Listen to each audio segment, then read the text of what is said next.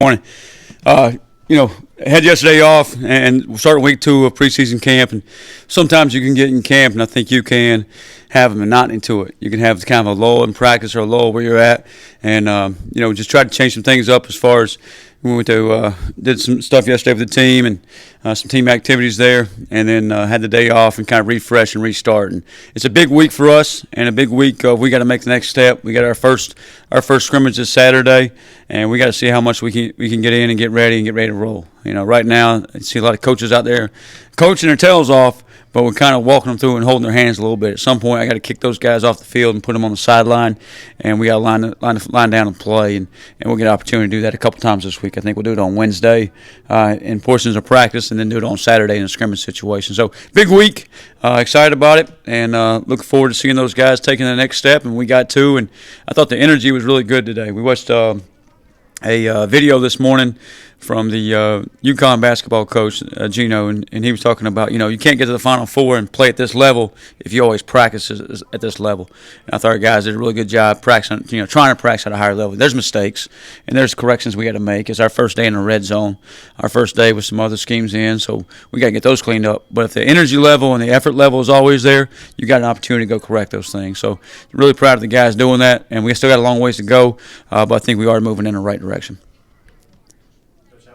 Competition at center going, losing parts in the spring. How's that going? Yeah, I'm really proud of both those young men right now, Darius Bell and Bryce Weaver. The main two kind of rotating in with the ones and twos right now. Drew McCullough's kind of playing some threes. But both those guys are doing a really good job. Panda Askew has played in there some. And Panda may be having as good a camp as anybody in preseason, a local guy here from Greenville.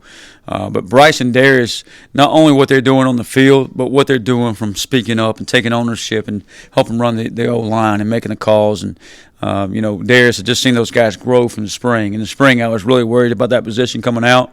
And we still got to move some bodies, move guys around and do some things and handle some stuff there. But I think we've taken a step. And we got to continue to take a bunch more, but we do have some good competition there. I think, sometimes when you don't have competition, you can kind of sit back and just kind of, hey, I'm just got to worry about me. But when you got somebody on your heels chasing you, it makes you, whether you're running a race or whatever, it makes you run faster. And right now with Darius and Bryce, we have that going on. And we have that, in several positions. And I think, Panda's another good example. Him and Kyle Long are pushing each other. Panda is playing at a first team level right now, and it's pushing Kyle and vice versa. And if we can do that at every position on our football team, it will help us grow. Put the pads on Saturday. Did you see a difference in some? They say you separate the men from the boys when you put the pads on. Do you see any of that? Yeah, as the old linebackers coach, old defense coordinator, when you put the pads on, you want everything to be perfect, and you want it to be game ready and physical and all that kind of stuff. And you're always disappointed when it's not. So I was, I would say if there was a group out there I was, happy with, it was the O-line. Defensively, we got to kind of bow up and do some things there, but we got to grow. We got a chance, possibly 8-9 seniors start on that side of the ball, but some of them will be their first starts. I mean, they're older guys, but they're inexperienced guys. I think, we got to continue to get reps in practice, and we did that today. Went and attacked it, and we'll put full pads back on tomorrow, and just had our shells in today, and we'll get a little live work in. So it was day one. You saw some guys, step up a little bit, especially the O-line there overall, but we got to kind of get going more. We're talented running back, but we still don't know how to drop our shoulder pad and run through some contact yet. So we'll continue to grow there and keep moving forward. A lot of times in the spring, it seemed like the offense was winning on the outside, and the corners kind of stepped it up here in the fall. Yeah, I mean, there's pretty good wideouts out there that's a good and a bad, right? You got some guys out wide that can go get it done and go get it, and then they challenge the defense and they make them work. And I think some of those guys on defense, they're stepping up and starting to do their job over there and starting to understand leverage and technique and fundamentals and where their help is and also who they're going up against as well, and making sure they stay on some top of stuff. So just pleased with that group overall, and I think we've got a lot of good competition in there, and we got to continue to push those guys.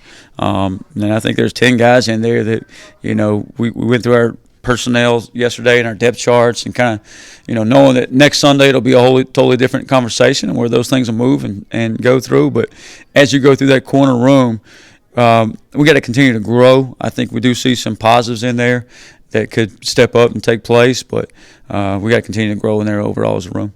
What are you seeing from the receiver room, specifically Jaquez Petaway? Yeah, Jaquez, it just feels more comfortable this, camp than he did in the fall, in the spring. Going through the spring, you're looking at new terminology, getting to know your teammates, getting to know Coach Roberts, and now you can tell he feels comfortable out there, and you can see him making plays. He looks a lot more like Winston Wright right now than he did in the spring, and that's the point we got to get to. Speaking of the receivers, Coach Roberts, he brings the energy Yeah. every day. Just talk about just his impact.